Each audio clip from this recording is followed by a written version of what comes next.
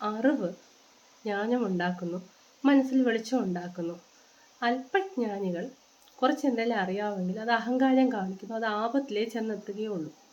തനിക്ക് എന്തറിയില്ല എന്നുള്ളൊരു തിരിച്ചറിവാണ് ഏറ്റവും വലിയ അറിവെന്ന് സോക്രട്ടീസ് പറഞ്ഞിരിക്കുന്നു. ഇതൊരു കഥയിലൂടെ എൻ്റെ കൊച്ചു കൂട്ടുകാർക്ക് ഞാൻ പറഞ്ഞുതരാം.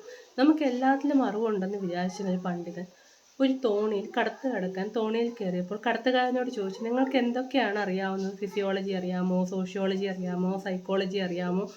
ഇതൊന്നും അറിയില്ല എന്നുണ്ടെങ്കിൽ നിങ്ങളുടെ ജീവിതത്തിൻ്റെ 75% മാറി.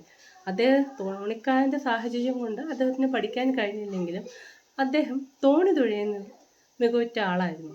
കുറച്ചു കഴിഞ്ഞപ്പോൾ കൊടുങ്കാറ്റ് വന്നു, തോണി മുങ്ങാറായി. അപ്പോൾ ഈ തോണിക്കാരൻ ശാന്തതയോട് ചോദിച്ചു, അങ്ങേക്ക് നീന്തൽ അറിയാമോ? ഇല്ല. നീന്തോളജി അറിയില്ല? ഒരു പരിഹാസഭാവത്തിൽ ചോദിച്ചു.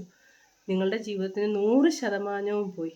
അറിവ് എപ്പോഴും നമുക്ക് വിനയവും സ്നേഹവും താഴ്മയുമാണ് തരുന്നത്. അപ്പോൾ അല്പജ്ഞാനികൾ അവരുടെ അല്പജ്ഞാനം കൊണ്ട് അഹങ്കരിച്ചാൽ അത് അപകടത്തിൽ ചെന്ന് അവസാനിക്കും. ഇത് മിഴിയടയ്ക്കാത്ത വഴിവിളക്കുകൾ എന്നൊരു പുസ്തകത്തിലെ ഒരു കഥയാണ് ഞാൻ എൻ്റെ കൊച്ചു കൂട്ടുകാർക്ക് പറഞ്ഞത്. എത്രത്തോളം നമുക്ക് അറിവ് കിട്ടുന്നു അത്രത്തോളം നമുക്ക് എളിമ ഉണ്ടാവാൻ കൂടി നമ്മുടെ കുട്ടികളെ പറഞ്ഞ് മനസ്സിലാക്കി കൊടുക്കുക.